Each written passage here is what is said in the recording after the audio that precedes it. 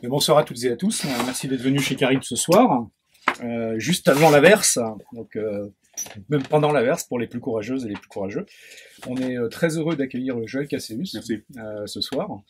On a profité en fait de son passage à Paris, puisqu'il vient du Québec, de Montréal. Montréal, et il est venu donc avec un roman assez incroyable, publié au Tripode, Crépuscule au pluriel, avec une couverture, voilà. Un roman qui est impressionnant. J'ai essayé de vous faire partager ce soir pourquoi. On va en entendre des extraits. Alors c'est pas du tout un premier roman, c'est déjà son cinquième. Alors moi j'avais une première question avant qu'on écoute peut-être déjà des extraits, mais tes premiers romans sont inscrits, enfin tu as été récompensé au Canada notamment pour ça, dans le genre science-fiction. Est-ce que tu peux nous parler un peu de l'évolution de l'envie en fait qui t'a amené de tes premiers textes à celui-ci, sachant que il y a des choses qui touchent à la science-fiction ou au fantastique, qui sont dissimulées, qui parcourent en fait Crépuscule, mais c'est clairement pas un texte qu'on mettrait d'emblée à côté de Ian Banks ou Robert Charles Wilson ou d'auteurs de fantasy bien connus. Donc voilà, moi j'avais cette curiosité parce que c'est dans un monde aujourd'hui littéraire, même si ça bouge sans arrêt heureusement, mais où les frontières entre les genres sont parfois défendues avec acharnement de part et d'autre, pas seulement dans ceux qui vivent dans les ghettos, mais aussi par les gens de la littérature. En disant non, mais si c'est de la science-fiction, ça peut pas être de la littérature, et vice versa. Si c'est de la littérature, ça veut dire que c'est pas assez pointu, pas assez efficace pour être de la science-fiction, enfin, etc. Il y a beaucoup et donc j'aime d'autant plus les textes et les auteurs qui franchissent ces barrières un peu artificielles. Donc voilà, j'avais envie de savoir si tu pouvais nous en parler, enfin de cette évolution, enfin de cette genèse de ce texte-là par rapport à tes textes précédents. OK. Ben, écoute, je pense que moi, la question, au Québec, on est encore pas mal cloisonné littérature et science-fiction. Moi, je trouve que c'est malheureux. Moi, ce qui m'a vraiment fait du bien, pour ma part, en tant qu'écrivain, c'est quand McCarthy a décidé d'écrire The Road. Moi, j'ai trouvé que c'était un écrivain justement, qui avait prouvé que c'était vraiment un littéraire absolument phénoménal. Il a décidé d'approcher l'histoire de The Road par l'entremise de la science-fiction, parce que c'est quand même post-apo, tu sais. Puis la raison pour laquelle que moi j'explique pourquoi il a décidé de passer par la SF, c'est la même raison pour laquelle que parfois, dans mes premiers textes, je passais par la SF, à savoir que le thème et le message que tu veux passer se cadrent mieux dans un contenu SF. Donc, en d'autres mots, quand j'ai une histoire à raconter, je me dis pas je ferai pas de science-fiction ou je vais faire de la science-fiction. En fait, j'ai un message à passer et parfois ça va se cadrer d'un point de vue de science-fiction. Donc, à titre d'exemple, avec Mathieu, j'avais écrit l'Esprit du temps, qui parlait, ce qu'on voulait parler essentiellement, c'était l'idée que lorsque l'Empire américain va chuter, éventuellement les pays au sud des États-Unis, donc particulièrement le Mexique, ça va être des pays qui vont être capables de reprendre le dessus finalement, parce qu'on va avoir vécu des alternatives politiques, ou le Venezuela ou des pays comme ça, où ils vont avoir déjà une population qui ont déjà vécu dans une espèce de système social, dans une condition sociale qui est proche du post-apo.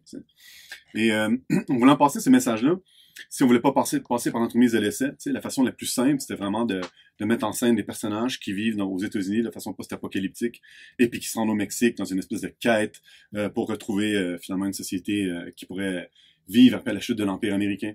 Et lorsque tu commences à avoir ce propos-là, éventuellement, c'est sûr que tu veux travailler un peu, pas nécessairement au niveau nécessairement symbolique, mais pas nécessairement au niveau mythologique non plus, mais tu veux faire des référents culturels à la culture du Sud. Donc, on a décidé que notre personnage s'appelait John Wemmack, qui est le nom qu'on donne à Quetzalcoatl, le dieu aztèque, mais chez les Mayas. Donc, c'était vraiment l'idée du clin d'œil du retour, parce qu'on dit tout le temps que Quetzalcoatl, Wemmack allait revenir. Donc, c'est l'idée que, éventuellement, il y a le retour de Quetzalcoatl par l'entremise d'un ancien prisonnier politique, activiste chicano-américain qui a vécu aux États-Unis, qui s'est fait emprisonner aux États-Unis par son activiste politique et qui retourne au Mexique. Et en retournant au Mexique, il retrouve la société post-empire, finalement, où est-ce que les pays du Sud ou les pays non occidentaux, jusqu'à un certain point, peuvent vivre des alternatives politiques qui leur auraient pas été permis par l'entremise d'une société, d'un monde qui est structuré par un empire. Quand j'ai écrit Le Roi des Rats, je sentais le besoin d'écrire une fable.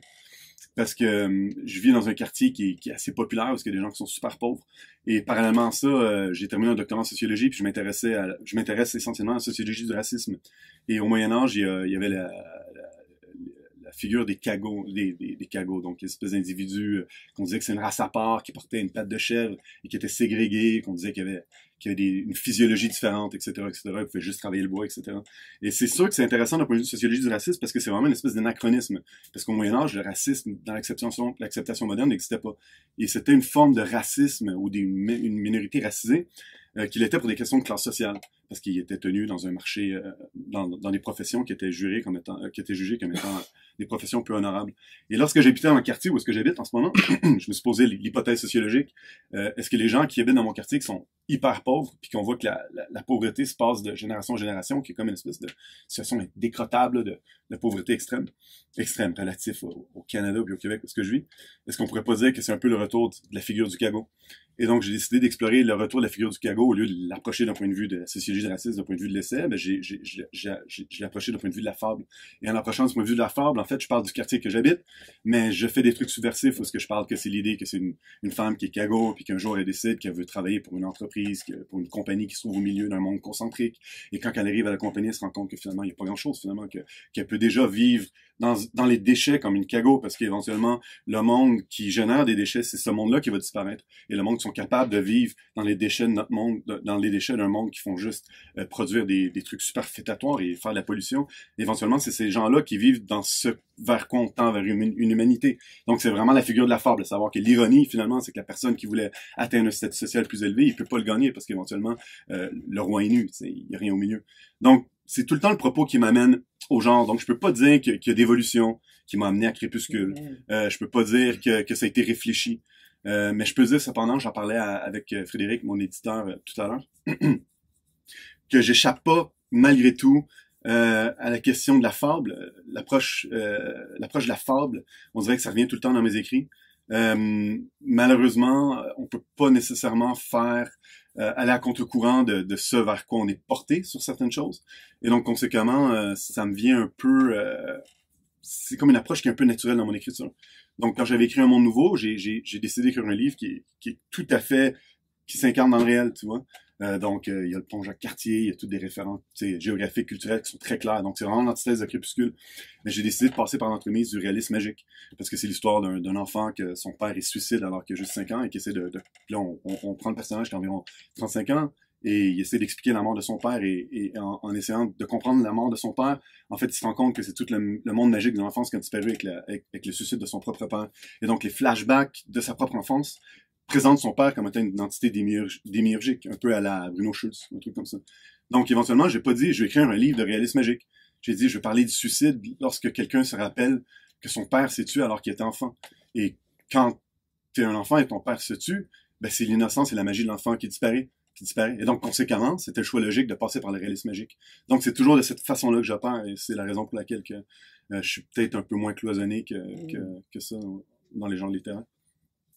C'est une des choses qui frappe, enfin, moi qui m'a frappé vraiment dans Crépuscule, c'est que, donc alors, sans dévoiler, hein, parce que on a horreur, enfin je pense, vous aussi, j'espère, qu'on dévoile les intrigues et les récits, mais on est dans un décor qui est à la fois très resserré, très, effectivement, il y a quelque chose d'un peu mythologique, on est dans la zone des camps de réfugiés, enfin, mais des camps de réfugiés plus ou moins organisés. C'est pas nécessairement l'image du grand camp ONU, UNHCR avec les tentes blanches, etc. C'est plus informel que ça, mais enfin, c'est une zone. Il y a de la guerre, il y a des gens qui fuient cette guerre, qui arrivent donc évidemment. Chez d'autres gens et on y reviendra, qui eux-mêmes sont pas, sont aussi un peu dans la misère, hein, et donc c'est de la misère qui vient sur de la misère. On sait, parce que c'est publiquement tragique, à quel point les réactions viscérales, enfin et tout, peuvent être violentes.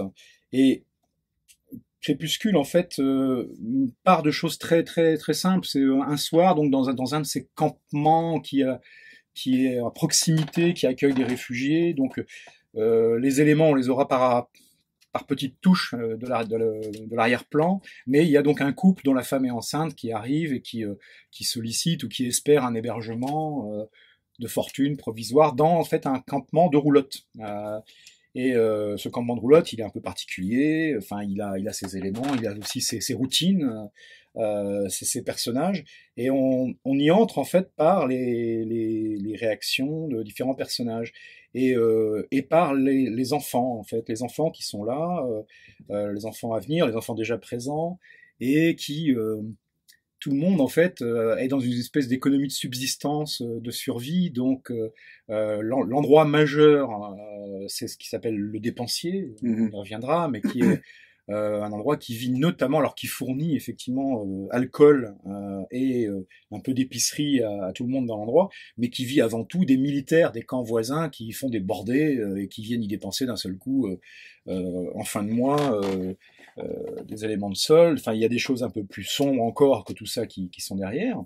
Et il y a aussi, cette guerre, c'est une guerre contemporaine, ou peut-être légèrement futuriste, enfin, mais en tout cas, il y a, les drones sont omniprésents, et les drones deviennent une figure à part entière, ils sont dans le ciel, ils sont là, ils rôdent, ils font leur métier de drone, enfin, et puis de temps en temps ils tombent, parce que soit ils sont abattus, soit ils ont plus, enfin, ils ont une défaillance mécanique, etc.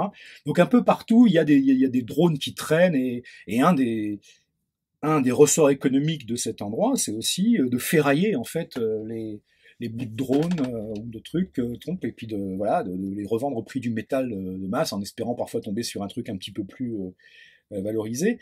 Et ça dessine une espèce de microcosme extrêmement ramassé, extrêmement fort, hérissé de choses mythologiques. Donc c'est vrai que il y a cette dimension de fable qui est très présente, mais sur un mode qui est pas du tout celui du réalisme magique, qui est autre chose. Non, tout à fait. Dont tu vas sûrement nous parler un petit peu, enfin, sur ce mode. Voilà, donc moi j'aurais bien aimé qu'on en entende un premier extrait peut-être, parce que vous allez voir qu'il y a une langue qui est quand même très particulière. Enfin, qu'est-ce qui te ferait plaisir de lire? Vous voulez que je lise un extrait? Oui, ouais. Si ça bien. Ok. Bon, ben, je vais lire la conclusion de la première partie pour le moment. Il s'est assis sur le sol de la terre froide et reste silencieux à observer ses mains, de la même façon qu'il était la première fois que je l'ai vu. Je lui avais parlé du temps d'avant, du temps avant la pomme. Il n'avait pas levé le visage, il avait continué à observer ses mains, mais je savais qu'il m'écoutait. Je lui avais parlé des journées chaudes et de l'orge sauvage qui fouettait mes jambes. Je lui ai parlé de mes pieds nus qui sentaient la terre, de mes cuisses roses perlées de rosée et de mes cheveux qui n'étaient jamais peignés. Je lui ai parlé des journées de soleil et des nuits étoilées, des nuits longues et énormes qui couvraient toute la terre et me berçaient. Je lui avais tout raconté. Maman disait qu'avec l'âge, les hommes cessaient de parler et d'écouter. Mais lui, je savais depuis le début qu'il m'écoutait. Alors il a levé son visage et j'ai vu, dans ses yeux, ses iris lacérés. J'ai tout de suite eu envie de le prendre, une envie qu'il me prenne. Ça s'est passé comme ça. Ni moi, ni lui ne l'avons choisi. Je m'approche et je lui tends ma main. Il s'accroche et il la serre pendant un moment, et ensuite il lève son visage, et je peux voir les lacérations dans ses iris, et je vois ma silhouette qui est reflétée 1000 fois dans ses yeux qui s'élargissent autant que sa souffrance. Nous entrons dans le wagon en silence, et nous nous allongeons sur le matelas qui se trouve au milieu. Nous restons un moment ici à écouter les bruits de la nuit autour, et je cherche quelque chose à quoi m'accrocher. Mais c'est impossible. Il n'y a rien de familier. Lorsque la nuit devient réconfortante et opaque, il s'assoit et se met à retirer mes vêtements. Je peux voir sa peau balafrée dans le clair de la lune. Il a toujours cette même odeur d'encens et de sueur et de clair de lune. Il a toujours cette même odeur d'encens et de sueur, une odeur qui restait en moi après nos ébats et qui glissait ensuite parfois lentement sur mon corps, me remémorant nos gestes, en me donnant des sueurs froides. Il est nu, son corps est comme un amas de cordes tendues et de traces de labeur et de souffrance. Il caresse mon corps avec le sien de façon lancinante, et je m'oublie alors qu'il enlève lentement mes vêtements, comme si chaque morceau était précieux, puisqu'il avait touché mon corps. Je m'oublie, je m'abandonne. Il effleure tendrement mon ventre avec le bout de ses doigts, comme s'il cherchait à résoudre une énigme. Une brise se lève et entre dans le wagon. Je frissonne. Je pense que c'est une des choses fascinantes pour moi dans Crépuscule, c'est la manière dont sont évoquées donc, et sont mis en scène, sont entrechoquées des choses extrêmement fortes à propos de migrants, de réfugiés, d'émigration économique, d'émigration politique, d'émigration pour fuir la guerre, enfin des réactions donc qui évidemment irriguent l'ensemble de Crépuscule, mais c'est pas du tout traité à aucun moment sous une forme d'essais, de discours, de pamphlets, de théoriques. C'est vraiment traité au plus près des êtres, d'une façon extrêmement incarnée, et à travers une des choses, moi, que je trouve les plus fortes, c'est la façon dont le souvenir, en fait, de ce qu'on a été avant que cette situation ne s'impose. C'est-à-dire avant de devenir un réfugié, ou avant de devenir quelqu'un aussi qui bénéficie, tire profit ou souffre de l'afflux en fait de réfugiés, puisque on va trouver aussi ce vertige en fait par rapport aux souvenirs chez les personnes qui accueillent. Accueil étant un mot ici un peu ambigu, parce que il y a beaucoup de générosité hein, qui se dissimule dans plein d'interstices de crépuscule. Il y a aussi beaucoup de dureté. Hein, il y a aussi beaucoup de gens qui tirent parti d'une situation euh, où les réfugiés sont évidemment en situation de faiblesse, hein, faiblesse économique, mais faiblesse aussi réglementaire, enfin toutes ces choses. Et c'est traité d'une façon, là, il n'y a aucune il n'y a pas de tentative de mise en essai ou de péroraison, c'est immédiat, c'est ressenti, ça vient de la phrase, là on l'entend, ça c'est un souvenir qui est plutôt, ouais, j'essaie de pas spoiler, mais voilà, c'était un très beau moment, mais c'est un moment qui appartient à un passé enfui, celui qui était rappelé là. Des moments comme ça, dans l'instant du récit, il y en a plus beaucoup. Enfin, c'est devenu un peu difficile, justement, parce qu'il y a tout ce qui pèse. Et moi, c'est une des choses, c'est la façon dont, je vais pas dire sous couvert de migration, mais la façon dont le poids du passé, en fait, use les êtres, qui me semble être une des choses essentielles dans Crépuscule. La façon dont chacun porte un fardeau conscient, inconscient. Et donc, il faudrait que j'arrive à formuler une question, en fait, plutôt qu'une remarque. Mais bon, voilà, je disais, enfin, est-ce qu'il y avait bien dans Crépuscule, enfin, une envie, une volonté d'approcher par des biais subtils la question, enfin, question qui fait l'actualité en Europe en tout cas, mais ailleurs aussi sur ces questions de flux migratoires, de réfugiés économiques et politiques. L'impulsion initiale du roman est toute simple. Je voulais parler d'un enfant qui vivait au bout d'une terre de route dans une toute petite maison. Et que dans la tête de cet enfant-là, le monde dans lequel il vivait, dans sa propre tête, dans le monde dans lequel il vivait, c'est un monde magique. Et je suis parti avec l'idée de cet enfant-là. Éventuellement, en écrivant l'histoire de cet enfant-là, je me sentais obligé de justifier la raison pour laquelle il se trouvait. Et là, éventuellement, je suis arrivé à une idée que c'est un enfant de réfugié, mais c'est pas simplement un enfant de réfugié, en fait, c'est comme le roman le dit, la femme qui est enceinte, c'est une citoyenne du pays, puis le papa, c'est un réfugié, donc éventuellement, l'enfant, c'est un enfant proscrit, ou du moins, c'est un enfant qu'on porte l'espoir qu'il va arriver à réconcilier les deux peuples, mais en même temps, ceux qui pilotent des drones, c'est des enfants, donc éventuellement, l'enfant, c'est quelque chose de sublime, mais c'est quelque chose aussi dans le monde de Crépuscule, même l'enfance est empoisonnée, puisque l'enfance amène pas l'espoir, mais amène que la guerre va être réitérée. Et donc, avec la figure de l'enfant que je voulais explorer dans Crépuscule, tout s'est bâti autour de la réflexion, justement, des réfugiés, éventuellement. Donc, il a fallu que je traite ça. Moi, plus proche de moi, j'ai de la chance, parce que mon père, il vient d'Haïti, et c'est pas un réfugié, c'est un immigrant économique. Donc, il a quitté Haïti, il a étudié en Belgique, puis il est venu au Québec pendant la Révolution tranquille, il a eu un emploi tout de suite. Mais mon père, il m'a jamais parlé pour commencer des phrases, il disait des trucs du genre ouais, moi pour Noël, Joël, il disait oh non, laisse tomber, je peux pas te le dire. T'sais. Puis mon père, je l'aime beaucoup, mais ça a toujours été quelqu'un d'extrêmement dur.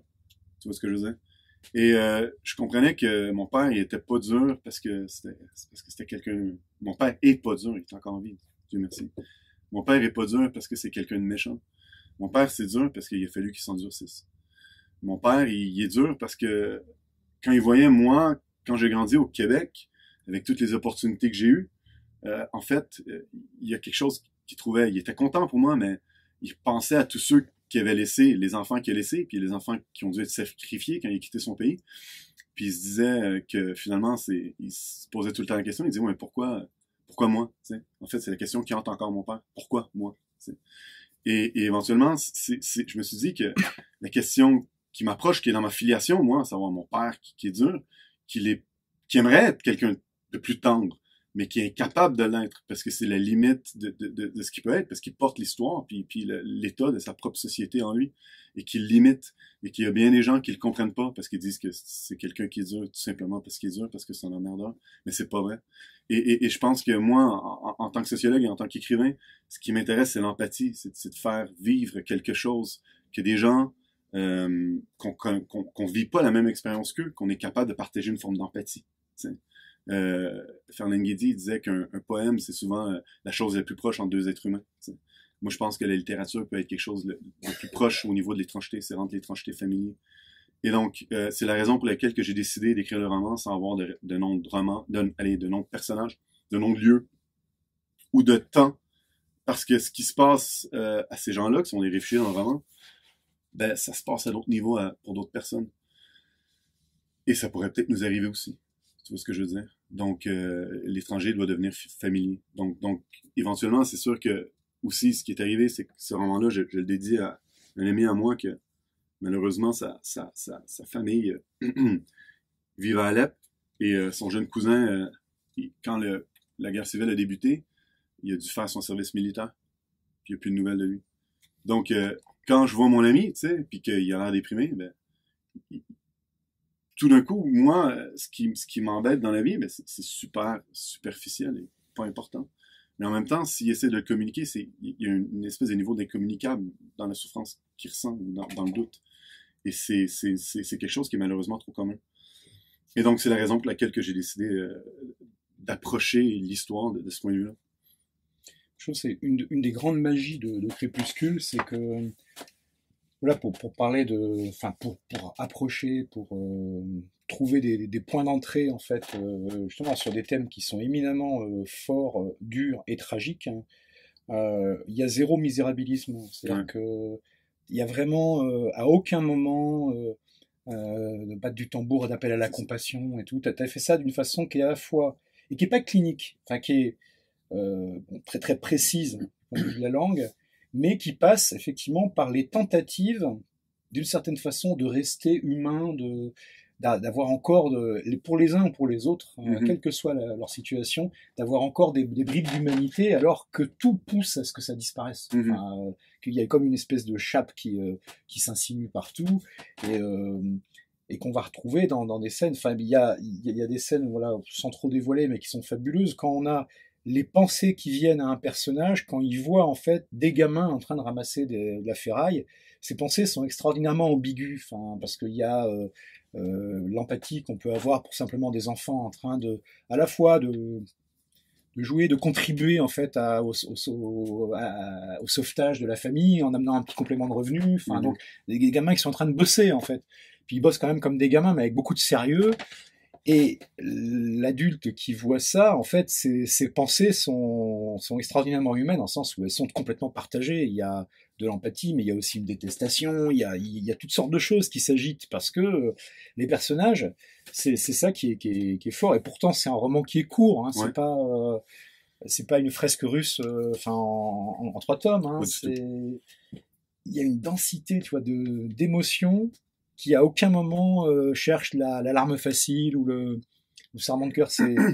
Et donc j'arrive pas bien, tu vois, à le définir, mais c'est très clinique et en même temps c'est très poétique. Enfin, et mon message, je pense que c'est l'écriture, quoi. Et moi, je suis très mauvais pour définir l'écriture, mais en tout cas, il y a vraiment quelque chose qui se passe dans la façon dont la phrase est utilisée, quoi, pour nous faire partager ce camp effectivement intemporel, enfin ce camp qui n'est pas un camp, mais enfin c'est cet endroit, enfin qui est intemporel, qui est géographiquement non situé. On peut pas dire si c'est en Afrique, si c'est en marge d'une guerre civile à Haïti, si c'est dans les Balkans, on n'en sait rien. À un moment, à la fin de la lecture, je me demandais, est-ce que moi j'avais une sensation de pluie et de boue, je me demandais si je l'avais imaginé en fait, ou si elle y est vraiment, tu vois, parce que t'as l'impression, voilà, que ça va avec ce décor, il y a de la poussière, il y a des bouts de métal qui traînent, il y a une espèce de pluie un peu permanente, mais je suis pas sûr qu'il y ait des grosses descriptions de la pluie qui tombe, hein. C'est juste, tu sens ça, quoi, et il y a vraiment un travail. Et alors, là, je suis embêté parce que comme j'ai pas lu tes romans précédents, je vais pas dire si qu'est-ce que l'écriture après spécifique. J'ai l'impression que c'est une écriture qui prend une densité poétique beaucoup plus, enfin, très affirmée pour un roman en fait. Est-ce que c'est quelque chose enfin, que tu partages ou que c'est quelque chose que tu as cherché? Enfin... Mais c'est intéressant parce que c'est quelque chose sur lequel je discutais avec mon éditeur Frédéric tout à l'heure, en fait. Donc, de façon simple, de mon point de vue, parce que je suis quelqu'un d'assez simple, euh, le roman précédent que j'avais écrit 80 000 mots au passé simple, tu vois. Il y avait beaucoup de mes amis proches qui avaient trouvé ça hyper barbant parce qu'ils n'étaient pas capables de lire le livre, d'embarquer, tu vois ce que je veux dire? Et c'était quelque chose de hyper baroque, là, tu sais, avec les adjectifs superfétatoires, puis l'artifice, puis c'était plein de cholestérol, bref, c'était plein de gras, puis c'était très mal pour le cœur. Je suis un lecteur moi-même un peu gourmand, tu sais. On parlait de l'arc-en-ciel, de la gravité avant. J'aime la folie, j'aime les longs romans, j'aime ça quand c'est gras. Et là, mes amis qui ont été incapables de lire. En fait, ce livre-là, je pourrais le dédier à tous mes amis qui ont jamais été capables de me lire.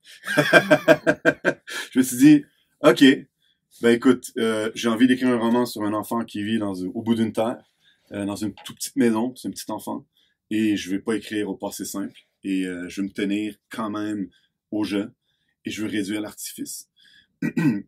Ce que mon éditeur a vu dans le roman, c'est l'idée justement d'arriver à travailler avec les phrases de façon à juste faire des phrases relativement courtes avec des adjectifs quand même assez précis pour laisser la place au lecteur de se sentir engagé dans le texte.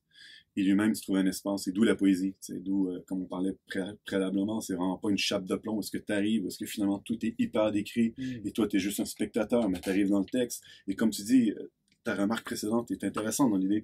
Est-ce qu'il pleut? Est-ce qu'il pleut pas?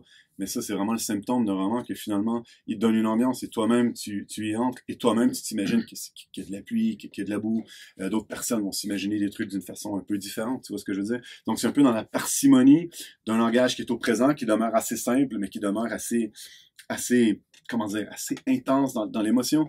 Parce que je suis arrivé à la constatation, je suis arrivé à l'écriture par le fait que la sociologie, parce que j'ai un doctorat en sociologie, comme je dit précédemment, et moi j'enseigne la sociologie, je fais des articles scientifiques en sociologie, et la raison pour laquelle que j'ai commencé à écrire, c'est à cause que la sociologie ne permettait pas, par les méthodes scientifiques, d'arriver à dire ce que je voulais dire. Donc moi, j'ai envie de partager avec des gens la situation des gens de personnes qui sont hyper vulnérables et des gens qui ont peut-être le privilège de dépenser un certain montant d'argent pour acheter un livre. Et au travers du livre, de se sentir partie prenante de cette expérience-là, de vivre dans un milieu qu'ils vivent pas nécessairement. Tu vois ce que je veux dire? Mais si j'écris un article scientifique, tu vois, sur la situation d'une conséquence d'une guerre civile, tu sais, mais je pourrais jamais le faire par l'entremise de partager une empathie ou de faire vivre une expérience. Et je pense que c'est propre à la littérature. Et moi, dans ma vie personnelle, la raison pour laquelle que j'écris, c'est à cause que la sociologie m'a failli de faire partager l'expérience sensible. Et je pense que la vérité, c'est pas juste arriver à une déduction logique de quelque chose ou d'arriver de prouver scientifiquement, à titre d'exemple, que je sais pas moi, plus que les inégalités sociales montent, plus que conséquemment les pauvres ils meurent plus, tu sais, ils meurent plus jeunes, tu sais, à cause des facteurs épidémiologiques et des trucs comme ça qui peuvent être prouvés scientifiquement. Ça, je pense que c'est nécessaire, puis qu'il y a une partie qui est là, donc la philosophie, puis les sciences sociales, puis l'épidémiologie, puis les sciences dures, mais il y a une partie aussi dans l'expérience complexe qui est que le projet de l'humanité, qui est aussi de faire partager une expérience sensible. Et ça, c'est propre de la littérature. Et si j'avais pas ce privilège de pouvoir écrire des romans et qu'il y a des gens qui s'intéressent à les publier, de un, et qu'il y a certaines personnes qui s'intéressent à les lire, de deux, il y aurait quelque chose qui me manquerait dans ma vie, tu vois. Et pour moi, tu vois, puis pour moi, c'est cet aspect de la littérature-là qui demeure foncièrement un dialogue constant. Et c'est la raison pour laquelle on parlait de ça justement hier avec Lucie, que l'idée qu'éventuellement, le roman, quand tu l'écris, il demeure un objet. À savoir que c'est un objet qui est une médiation d'un dialogue avec quelqu'un d'autre que tu connais pas nécessairement. Là, j'ai la chance de pouvoir te parler ce soir, ce qui est merveilleux, tu vois. Mais il y a un certain nombre de personnes avec lesquelles que je pourrais pas. Donc l'objet lui-même, il prend sa vie en lui-même. Et pour qu'il puisse avoir cette capacité dialogique, ben, qu'il faut qu'il ouvre l'espace à permettre au lecteur de faire l'expérience sensible. Et c'est par une forme d'écriture comme ça que j'ai compris avec l'aide de Frédéric au Tripode que tu peux y arriver. Tu sais. Et ce que je trouve fascinant, moi, c'est que c'est que j'ai l'impression que c'est quelque chose que, premièrement, c'est quelque chose que je trouve, dont je suis fier, premièrement, et deuxièmement, c'est quelque chose qui m'est proche aussi dans mes valeurs, tu vois. Comme, je suis pas quelqu'un de hyper relativiste, j'ai un sens moral assez tranché, je veux dire, j'ai des opinions politiques assez claires, tu sais. Mais, par contre, ce à quoi j'ai jamais vraiment, j'ai jamais mangé du pain qui va dire, à titre d'exemple, le capitaliste, le méchant capitaliste, il a un chapeau de forme, il fume un cigare et il est méchant en soi. Tu vois ce que je veux dire? Il y a une logique sociale qui l'amène à ce point de vue-là. Il est méchant, mais pas en soi. Ouais. Non, voilà, tu vois ce que je veux dire? Il y a une logique sociale qui l'amène en soi. Il y a des structures sociales qui sont là, qui amènent des gens à des formes de rationalité qui sont propres dans le milieu qu'ils vivent et dans l'histoire qu'ils ont vécue. Tu sais? Et c'est la raison pour laquelle que j'en reviens à Crépuscule, l'homme que les Iris lacérés. Tu sais, c'est en dehors de ma femme, la femme, c'est le personnage principal dans le livre. Mais l'homme, il est quand même important, le père. Mais le père, il est hyper antipathique. Il est super antipathique. C'est pas quelqu'un de gentil, c'est pas quelqu'un de tendre, c'est pas quelqu'un que... Mais par contre, j'ose espérer que quand tu lis le roman, tu dis, ouais, le mec, il est dur, le mec, il est pas super tendre, le mec, il peut même penser à s'armer face à des enfants, parce qu'il considère que peut-être que les enfants sont dangereux pour sauver sa famille. Et tu te dis, je comprends. Je suis pas en train de justifier, mais je comprends. Je comprends un peu. Et puis je justifie, comme tu dis toi-même, je justifie absolument rien. Je prends une situation sociale, puis on se met dans les peaux des gens. Tu vois ce que je veux dire? Ah oui, clairement, je pense qu'il y a, sur un sujet qui s'y prête, en effet, hein, où c'est facile d'être très manichéen. Enfin, Ouais. Tu, tu évites soigneusement, effectivement, de classer les différents protagonistes en fait de l'histoire entre eux. Alors, regardez là un méchant, là un gentil. Non, c'est soigneusement gris, je dirais. Enfin, mais justement parce que c'est une forme de vérité, quoi. C'est que les gens, même ceux qui vers lequel. Alors après, je, je fais cette incise, mais parce qu'on on l'a dit, hein, mais je pense que ce texte est vraiment remarquable parce que c'est un des textes que j'ai lus ces dernières années qui est probablement parmi les plus achevés justement dans la zone lector in fabula. Enfin, ce que tu disais, c'est que qui demande une collaboration active en fait de la lectrice ou du lecteur. C'est-à-dire que et pourtant les mots sont pas flous, c'est pas laissé avec que des espaces blancs. Allez, débrouillez-vous pour les remplir. Non, non, les choses sont dites, mais elles sont dites d'une manière qui fait que la lectrice ou le lecteur doit s'engager en fait pour projeter son propre imaginaire, ses propres lectures. Et je suis certain que si on interroge 10 ou 15 personnes, alors bien sûr, la plupart des grandes œuvres littéraires, si on interroge 10 ou 15 personnes, elles n'ont pas lu exactement la même œuvre. Sinon, c'est qu'il n'y a pas vraiment œuvre littéraire. Enfin, c'est autre chose. C'est que c'est un traité. Mais là, je trouve que les lignes de fuite, en fait, ou les espaces qui rendent possible des échappées très personnelles à chaque lecteur sont extraordinairement riches, disposées avec beaucoup de... Alors, je sais pas si c'est du soin ou si c'est de l'instinct, mais en tout cas, elles sont là, quoi. Et du coup, ça rend... Il y a... Alors, on dit toujours, ouais, c'est pas bien parce qu'il y a pas de personnages avec lesquels on peut s'identifier. Mais justement, non. Enfin, moi, j'entends ce que tu disais là, pour créer cette familiarité, ce rapprochement avec une situation qui justement est complexe et qui refuse de tout simplifier. Ça reste complexe, mais on rentre finalement dans cette complexité. Au lieu de devoir choisir son cheval, s'en sentir proche, et se dire ouais bon, c'est bon, les pauvres réfugiés, ou les méchants qui les accueillent ou qui profitent d'eux, ou les vilains passeurs. Alors je parle même pas des enfants soldats. Et ceux qui leur fournissent des drogues gratuites. Bon. Et il y a tout ça est là, quoi. Et en même temps, c'est à chacun de s'y projeter. Voilà. Et alors, j'avais cette curiosité quand même. Les enfants qui pilotent les drones, c'est venu comment? Enfin, ça, c'est un spoiler, mais bon. Ouais, effectivement, ouais. Ben, c'est venu avec le thème de l'enfance, forcément.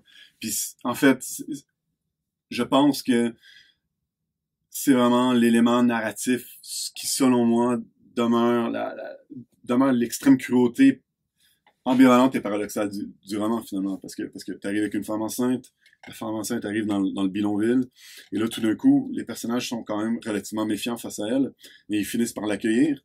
Et finalement, en tant que lecteur, tu te dis, merde, mais pourquoi pourquoi qu'ils ont de la difficulté à être juste empathiques avec la femme enceinte, ça va de soi, c'est une femme enceinte est vulnérable, etc., etc.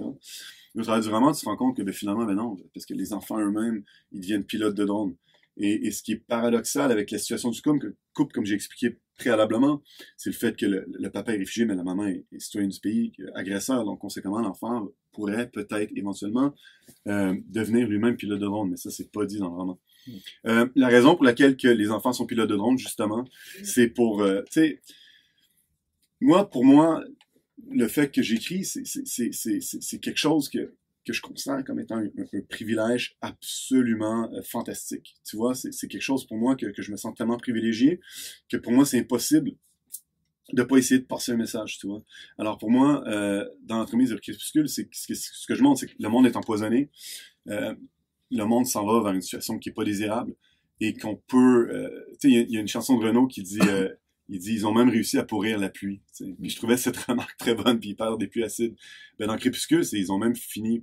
On a même réussi par pourrir l'enfance. Tu vois. Même l'enfance... Parce que quand t'as un enfant, moi j'ai un enfant de 5 ans, puis c'est incroyable quand t'as un enfant de 5 ans, parce que à un moment donné, tu te dis, pourquoi j'ai un enfant? T'sais? Est-ce que je suis responsable d'avoir un enfant?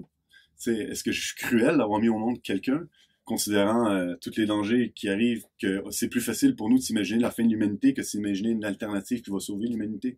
On est rendu à ce point-là.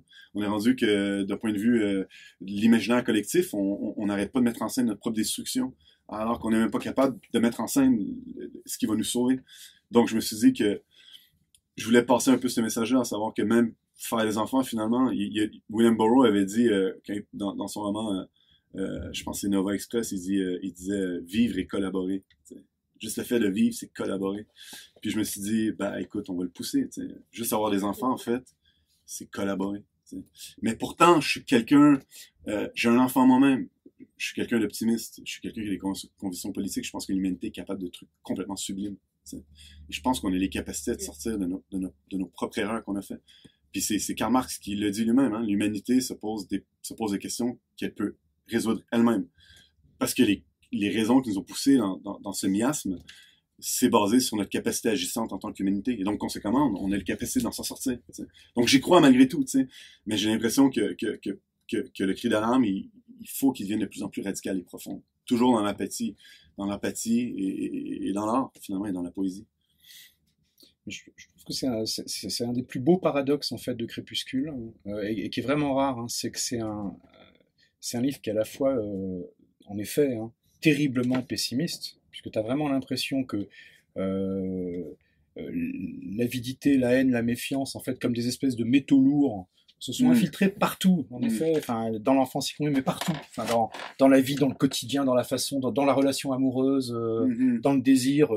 Tout est corrompu en fait par des choses qui vont bien au-delà de la simple situation de guerre civile en fait et de fuite, chose vraiment fondamentale. Et pourtant, donc c'est atroce quoi, c'est dire là c'est partout tout est contaminé. Et pourtant on en ressort, en tout cas moi j'en ressors en me disant mais ouais mais bon Dieu continuons le combat. Ouais. Enfin, donc c'est chouette quoi. Et pourtant, à aucun moment, on ne trouvera jamais un truc du genre un appel à la lutte ou quoi que ce soit. C'est fait d'une façon extrêmement, je trouve, ouais, subtile, littéraire, quoi. C'est que ça te rétro-contamine en me disant, oui, évidemment, tout est contaminé. Enfin, ouais, on va pas dire le contraire. Enfin, ça se sent, ça se ressent dans la chair dès qu'on regarde autour de soi. Et pourtant, dans des petits trucs, il y a une espèce de tremplin pour peut-être trouver autre chose, rebondir, et c'est fait voilà sans qu'il y ait aucun prêche à aucun moment quoi. Et c'est pour ça que j'admire beaucoup cette manière, parce que je trouve ça pas facile d'arriver à faire tout par contamination en fait, hein, tu vois, et ça c'est, je pense, c'est la langue quoi, enfin qui il faut avoir un peu l'esprit derrière, j'imagine. Est-ce que tu nous en lirais un deuxième extrait? Oui. Je lirai un extrait où est-ce que vous avez parlé de la tenancière, du dépensier préalablement. Et dans cet extrait-là, je vais mettre un peu en contexte. Il y a la tenancière donc du dépensier, qui parle à la femme enceinte. Et là, il y a une espèce de monologue qui est là avec la femme enceinte. Et c'est intéressant parce que ça revient un peu à ce qu'on discutait le monologue, un peu la nature du monologue de la femme enceinte, de la tenancière, vient questionner la femme enceinte vient questionner, excusez-moi, la raison pour laquelle la tenancière est si dure et cruelle envers certains réfugiés qui se trouvent dans le bidonville. Donc, on va débuter. Donc, donc, la scène commence où est-ce que la tenancière crie après un réfugié et est colérique relativement un réfugié. Et donc, la femme enceinte répond, « Mais qu'avez-vous donc? Qu'est-ce qui vous prend à sortir de cette façon et d'hurler sur les gens sans aucune raison? » Toute la fureur de son regard s'éteint et son visage me semble pareil à celui d'une vieille chouette. Il y a aussi le même accablement que je vois dans le regard de tous ceux qui habitent ici. Mais il y a aussi quelque chose d'autre, comme de la honte et une extrême lassitude. Elle me dévisage à nouveau avant de regarder mon ventre. « Entrez donc un peu, » me suggère-t-elle. Elle entre sans même prendre la peine de regarder si je vais la suivre. Je l'observe aller directement derrière le comptoir où elle prépare 2 tasses de chicot-chlorophylle. « Mais venez, insiste-t-elle, c'est bon pour les nerfs. » J'entre et je m'assois devant le comptoir où elle pose 2 tasses. Elle boit un moment, puis lève les yeux vers moi, et je vois dans son regard qu'elle sait ce que je pense, qu'elle comprend ce que je cherche à savoir. « Vous l'attendez quand? » demande-t-elle. « L'enfant, je veux dire. Puisque c'est bien sûr ça ce que je pense, c'est ça à quoi tout le monde pense. Du moins, tout le monde ici. Puisque les derniers enfants que nous avons connus étaient ses jumeaux. Vous pensez peut-être que, contrairement à moi, ce sont des enfants? Non, je veux dire peut-être que vous n'êtes pas d'accord. C'est possible. Je vous l'accorde. Je veux dire, j'accepte le fait que vous soyez en désaccord avec moi, puisque ça va un peu de soi que les choses se déroulent ainsi. Je veux dire, si vous trouvez que c'est surprenant, que je ne sois pas du tout d'accord avec vous, que nous soyons en désaccord, c'est que vous pensez qu'il y a peut-être encore le minimum de terrain commun, de terrain d'entente, que nous tous ici, que nous formons plus qu'un agrégat de gens. Alors si c'est ce que vous pensez, vous ne le penserez plus très longtemps. Parce que je vais vous le dire tout de suite, nous sommes simplement des déchets de la guerre. Oui, je parle de nous ici, mais je parle aussi d'eux là-bas, d'eux en ville et dans tout le reste de ce pays. La seule chose qui nous différencie des autres, c'est que nous en avons pris conscience plus rapidement. Alors voilà. Voilà ce que nous avons en commun, la seule chose que nous avons en commun. Alors quand je vous dis que pour moi, ces enfants, ce ne sont pas des enfants, alors je m'attends pas à ce que vous soyez nécessairement d'accord avec moi. Je me rappelle la première fois que j'ai vu la mère des jumeaux, ça s'est passé exactement comme avec vous. Je veux dire, j'étais avec mon mari, mon incapable de mari, et on observait la route et c'était un peu avant que les ouvriers quittent leur table pour retourner à l'usine et on a vu un couple qui marchait le long de la route. Et alors j'ai dit à mon mari, la femme est enceinte. Alors il a rien dit. Il a rien dit parce qu'on dirait qu'il n'y a rien qui l'affecte, mon mari. Je veux dire qu'il est même pas capable de ressentir des émotions, ou du moins de les communiquer. Mais moi, je ressentais quelque chose. Mais bien sûr que je ressentais quelque chose. Je l'ai vu, je me suis tout de suite dit, celle-là, elle est dangereuse. Mais bien sûr, j'ai eu raison. Mais je ne pensais pas qu'elle était dangereuse à ce moment parce qu'elle était la mère de ce qu'elle allait enfanter. Puisqu'en dernier ressort, ce n'est pas elle, mais la conjoncture, notre monde qui a mis naissance aux jumeaux et à ces jumeaux qui ne sont pas humains. À ces jumeaux qui représentent la prochaine étape de ce qui nous attend tous si nous n'acceptons pas tout simplement de mettre un terme à la guerre. Oui. Ça vous surprend? Vous pensiez peut-être que j'allais dire mettre un terme à la vie, mais alors vous vous trompez gravement sur mon compte, puisque je pense encore à la vie que vous avez dans votre ventre. C'est à elle que je pense, et je ne suis pas comme tous ces hommes qui vous diront de mettre un terme à l'existence, tous ces hommes qui s'efforcent à mener ce projet à terme depuis toutes ces années, ces siècles, ces millénaires. Elle était dangereuse puisqu'elle incarnait l'espoir. Je veux dire, c'était pour moi inconcevable de mettre au monde des enfants ici en ce lieu. Je ne pouvais l'admettre. Alors oui, au début, je ne lui cachais pas ma haine et mon mépris, et non, bien sûr, avec le temps, cette haine et ce mépris ne se sont pas effacés. Ils se sont dirigés contre les enfants. Ça a été les années les plus difficiles de ma vie. D'être témoin de ces enfants qui grandissaient et de voir lentement devant mes yeux émerger cette monstruosité qui était cette nouvelle humanité que nous étions en train de créer ici. C'est un dégoût contre cette femme, son mari, le mien et contre moi aussi. Alors quand le mari s'est remis à boire, quand il a tout laissé tomber, c'est là que j'ai compris qu'il avait peut-être autrefois pensé qu'il lui aurait été possible d'élever ses enfants d'une autre façon, que lui, comme elle, ils avaient l'espoir d'autre chose. Mais c'est bien naïf, puisque l'État prend les enfants de plus en plus jeunes afin de contrôler les drones pour la guerre. Je veux dire, c'était une question de temps avant que l'État vienne les chercher pour les former afin de piloter ces drones. Mais je ne pense pas que maintenant ils soient éligibles, puisqu'ils sont clairement fous, ces enfants.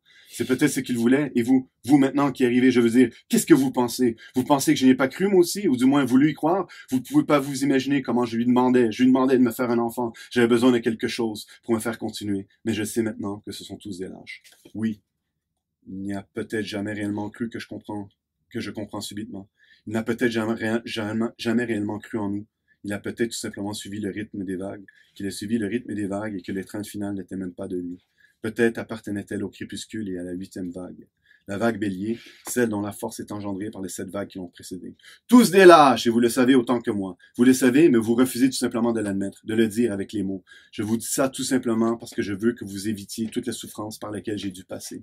Je veux dire parce que pour moi, tout cela a été très difficile, de les voir grandir à l'ombre de ma haine et de me détester de plus en plus jour après jour. Je veux que vous y pensiez, je veux que vous sachiez et je veux que vous vous posiez très sérieusement la question, vous ferez quoi quand il sera grand?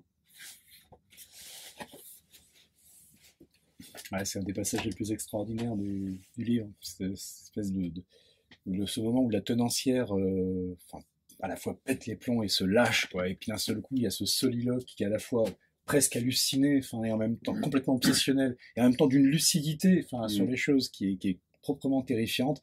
Puis elle est là, elle parle, et on l'imagine, enfin, dans son dépensier, là, en train de pas laisser les gens répondre, mais de prendre à témoin, et puis de se lancer comme ça, et d'un seul coup, c'est aussi un des moments dans le roman où il y a le plus long, enfin c'est un des plus longs. Ouais, plus long dialogue. Ouais. Voilà, une personne prend la parole et puis balance les choses, et on sent, enfin bon, ça intervient relativement tard dans le roman, mais où c'est parce qu'il y a aussi une pression qui se construit pendant le roman. Enfin, il y a parce que ça démarre. Enfin, si on lit tout à l'heure, peut-être pour finir juste un morceau du début, vous verrez le contraste. Au début, ça démarre.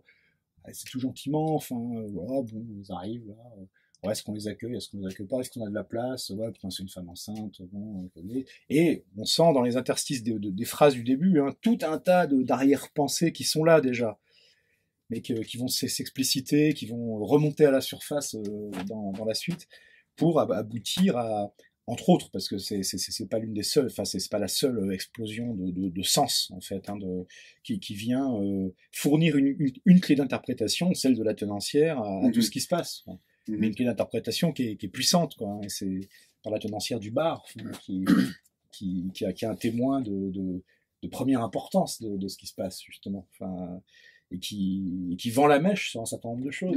Mais qui est un personnage aussi elle-même excessivement amer, puis qui témoigne une espèce de haine et de haine envers la femme enceinte et que tu comprends pas. Et finalement, justement, dans le monologue, tu comprends. Tu te dis, OK, c'est parce qu'elle trouve la femme enceinte dangereuse, elle trouve l'espoir dangereux, elle trouve l'espoir obscène. Finalement, c'est ça qui est tragique, finalement. Puis tu comprends sa dureté, mais en tout cas. Mais si je peux me permettre, c'est bien parce que cette histoire de monologue là dont tu parlais, Hugues, il fait écho effectivement à un des passages beaucoup plus en amont où effectivement on comprend qu'elle n'a pas eu d'enfant, etc. Il y a un moment, elle se reproche, elle a honte, etc. Bon. Et c'est pareil pour la pomme, je ne vais pas dire la suite, mais enfin, c'est pour la pomme, on parle de la pomme. Avant la pomme, il y a un moment donné, plus tard dans le roman, on comprend ce que c'est la pomme. Et ça, c'est marrant ce jeu de ping-pong qui est entre un petit indice là qui surgit comme ça entre trois lignes, là, pour faire le détour de conversation, qui revient une ou deux fois. Ou alors la fameuse fin de phrase qu'on retrouve plusieurs fois, ça c'est le poison, avec la parenthèse qui se ferme pas ou qui s'ouvre pas. Et donc, c'est bien parce qu'à un moment donné, pof, ça ressort à un autre moment, ça ressurgit, comme toute saloperie qui sort de la terre, ça ressurgit. C'est vraiment bien. Non, je trouve qu'il y a une vraie virtuosité alors je dirais surtout sur un roman aussi court, parce que cette technicité dans le maniement des indices textuels. On y est habitué sur des œuvres qui font, enfin habitué, oui, sur des œuvres qui font 600, 800 pages. Sur des œuvres aussi courtes, d'arriver justement à placer comme ça des espèces de micro-mines antipersonnelles à la page 3 et puis qui te pètent à la figure à la page 75, et fait avec beaucoup d'élégance et de discrétion. C'est pas, attention. Non, il y a vraiment quelque chose de très particulier. Là, je vois que l'heure tourne. Moi, je voulais poser une question qui est un peu, enfin, à la fois qui est banale, mais moi, ça m'intéresse. Donc je la pose. Quel serait, justement, pour quelqu'un qui, comme tu l'as expliqué au début, qui est un lecteur et donc un écrivain assez éclectique, qui va plus chercher à mobiliser des ressources littéraires, celles qui sont ad hoc, en fait, par rapport à l'envie et à un projet, plutôt que se tenir à une façon. Quels seraient certains écrivains dont tu te sens particulièrement proche, enfin non pas nécessairement à titre amical et personnel, mais au plan littéraire aujourd'hui? C'est une question que je trouve difficile parce que c'est une question dont la réponse semble toujours prétentieuse. À savoir que je me sens proche. Il y a des gens qui m'influencent, mais j'ai pas les prétentions de dire que ce que j'ai écrit se rapproche moindrement tu vois ce que je veux dire? C'est toujours une question qui est... Acceptons cette précaution. Ouais, c'est vraiment un truc qui est vraiment... Mais tu vois, c'est intéressant ce que tu dis dans l'idée d'éclectique, parce que, en fait, moi, j'ai un bac en sociologie, une maîtrise en sociologie, un doctorat en sociologie. Paf. Donc moi, tu sais, la littérature, il faut vraiment que j'arrive à bricoler, si tu veux. Donc, faut que je prenne des trucs un peu là, etc. Et je suis assez privilégié parce que j'ai des gens, je travaille dans un institut d'enseignement, donc il y a beaucoup de gens qui enseignent la littérature. Donc souvent, je leur pose des questions hyper naïves, là, genre, ouais, mais lui, il a fait tel truc, qu'est-ce que ça veut dire? Puis là, je prends des devoirs, etc., etc. Puis ce qui fait en sorte que souvent, j'ai pas tendance à lire des trucs hyper contemporains. Je suis vraiment une vieille âme, tu vois ce que je veux dire? Je suis vraiment une vieille âme. Ma femme a brisé mon ordinateur, donc j'écris à main. Allez, tu sais, je suis vraiment une vieille âme. Et là-dessus, et je suis aussi quelqu'un de manie, vraiment de manie, et je suis quelqu'un qui souvent, j'ai eu le privilège de parler à Anthony Folliard qui a fait la couverture, puis quand on s'est rencontrés, la première chose qu'il a dit, il dit, écoute, si je commence à parler avec un accent québécois, prends-le pas mal, parce que moi, j'adopte les accents tout de suite. J'ai trouvé ça drôle, parce que moi, quand je lis un livre, j'adopte le style d'écriture immédiatement. Tu sais, c'est exactement la même chose. Et je trouvais ça bien qu'il dise ça parce que je trouve que ça témoigne d'une forme de sensibilité aussi. Tu sais, je trouve que c'est propre, tu sais, à ce qu'il fait en tant qu'artiste, etc., etc. Moi, tu sais, je veux dire, je pense qu'on peut pas se le cacher, là, tu sais, c'était clairement un livre qui ressemble à Tandis que j'agonise de William Faulkner. Tu sais, c'est vraiment dans l'idée de l'introspection des différents personnages qui parlent tout le temps, finalement, d'un événement qui est arrivé. Tu sais, que la mère meurt. Et alors, la mère meurt, ils veulent l'enterrer. Et là, finalement, tu te rends compte que toute la famille s'en vont pour enterrer la mère. Mais finalement, c'est une farce, tu sais. Puis ça, c'est bien foutu comme farce parce que tu te dis, c'est tragique, la mère meurt, puis tout le monde va enterrer la mère. Mais en fin de compte, tout le monde a d'intérêt personnel pour aller enterrer la mère, tu sais. Il y en a un qui c'est pour se faire des dents parce qu'il est tanné de manger du manger mou. Donc, on est vraiment dans le sud des États-Unis. Donc, à la fin du roman, il y a des dents, tu sais. Il y en a un autre, éventuellement, c'est parce que, c'est une femme enceinte, puis elle veut se faire avorter, etc., etc. Donc ça, vraiment, l'idée de construire un roman par l'entremise de perspectives différentes, ça a été hyper important pour moi. Puis c'est vraiment que j'ai l'impression qu'il faut que je sorte de mon système. Puis je me suis dit, tu sais, je vais l'essayer. Donc pour moi, ça a été hyper important. Puis aussi, bon, on en a parlé un peu, là, tu sais, dans ce qui a été écrit, le recensement des littéraires, les gens ont très bien fait leur devoir, là, tu sais, t'as ça, mais t'as un peu de Volodine aussi, là, tu sais, dans la façon qu'il approche. Surtout que moi, c'est vraiment été, pour moi, ce qui a été une révélation, c'est quand j'ai lu Terminal Radio, je me suis dit, putain, merde, tu peux faire des romans de même. Puis en même temps, avec le souffle qu'il y a, le souffle du marathonien, tu sais, ça a vraiment été. Puis on est justement encore un peu dans la marge de science-fiction, non science-fiction, que finalement, il s'en fout complètement. Il y a juste une histoire à raconter. Et puis ça a la même ambiance aussi avec les gens qui font sur place avec la radioactivité. Tu sais, c'est vraiment des trucs qui m'ont vraiment marqué. Moi, en tant que quelqu'un qui enseigne la sociologie du racisme essentiellement, c'est sûr que Toni Morrison, c'est vraiment une influence qui est autant littéraire que intellectuelle et sociologique. Puis je trouve intéressant que Toni Morrison, moi je considère deux personnes comme étant les héritiers il y en a beaucoup plus, mais qui ont été les héritiers légitimes, je pense, de Faulkner. Puis Toni Morrison, à mon avis, en fait partie. Et je trouve ça intéressant que c'est une femme noire qui est un peu l'héritière de Faulkner. Je trouve qu'elle a les mêmes espèces d'approche, à savoir que Faulkner, quand il écrit parce qu'il est complètement effrayé de sa propre société. Il est complètement effrayé de sa propre société. Et quand tu lis Absalom, à la fin, il y a une espèce de carte qui te présente finalement, là, tu sais, le comté de... Allez-y. Yoknapatawpha. L'espèce de comté. Et au milieu du comté, t'as la cour. T'as la cour de justice. Et il y a une petite note de Faulkner qui dit c'est l'endroit où est-ce que Temple Drake a prêté faux serment. Donc au milieu même de la carte qui fait la synthèse de tout l'univers de Faulkner, t'as la justice puis t'as le parjure. Et ça, c'est intéressant parce que tu vois que puis cette espèce de sentiment de peur face à la propriété dans laquelle tu vis, c'est un sentiment que je partage moi aussi, à savoir que surtout avec le fait d'avoir des enfants. Et je trouve que Toni Morrison le développe très bien, mais elle travaille aussi sur le corps, tu sais, dans Beloved, là, tu sais, quand tu vois le corps, tu sais, c'est proche, j'en parle justement dans l'entrevue qu'on avait faite avec Lucie, tu sais, le corps de la femme qui finalement a dû tuer son propre enfant pour pouvoir s'émanciper de l'esclavage, puis fuir, ben son corps, Toni Morrison a dit que c'est un arbre. C'est un bel arbre qu'elle a dans le corps. Mais en fait, c'est les choix du maître qui a laissé cet arbre-là. Puis ça fait référence aux racines, puis à la généalogie, puis à l'avenir aussi. T'sais. Ça, c'est des trucs qui sont excessivement puissants. Mais encore une fois, est-ce que Toni Morrison s'est levée puis elle s'est dit ouais, je vais faire un arbre dans le dos, puis ça va être un peu sci-fi? Non, pas du tout. Elle a juste pris la puissance de l'allégorie, de la métaphore, elle l'a poussé. C'est la même raison pour laquelle dans Les Chants de Salomon, il y a un personnage qui débute puis qui s'envole. Il quitte, il s'envole, il prend ses ailes puis il s'en va. Puis à la fin du roman, tu te rends compte que finalement... le mec qui cherche son ascendance, ben finalement, c'est que il y avait des esclaves qui savaient voler, puis que le premier père esclave qui est arrivé, ben il s'est envolé, puis il est reparti vers l'Afrique, puis il a laissé tomber l'enfant qui est devenu la descendance de Macon Dead dans le roman, tu sais. Donc, c'est des romans hyper réalistes, mais que l'élément magique, paf, ils peuvent être là, mais qui doit pas nécessairement être expliqué, tu sais. Puis là, en dehors de ça, tu sais, on parlait de, tu sais, on close allez, on boucle la boucle, parce que, bien sûr, tu sais, je pense que McCarthy, avec la route, il a vraiment ouvert quelque chose d'absolument fabuleux. Encore une fois, de dire que, tu sais, dans l'idée du philosophe de Zizek que je citais tout à l'heure, c'est plus facile d'imaginer la fin du monde que s'imaginer une alternative pour nous sortir de la fin du monde. Et la route, en ce sens-là, est absolument magnifique. Puis, parce que la route, en fait, ce qui est intéressant, c'est pas nécessairement, ce qui est angoissant, c'est pas la société post-apo, mais ce qui est angoissant, c'est la relation du père avec son fils. C'est ça qui est tragique. Un point tel que tu peux te poser la question, est-ce que c'est vraiment la fin du monde ou est-ce que le père est devenu fou? C'est un peu ça, tu sais. Mais bon, McCarthy est hyper manichéen, puis en ce sens-là, je veux dire, je renoue pas avec le manichéisme de McCarthy, mais McCarthy, l'obscurité du dehors, je veux dire, je dois lire ça comme une fois par 2-3 ans, tu sais. Je trouve que c'est des textes absolument essentiels, tu sais. C'est des textes d'une beauté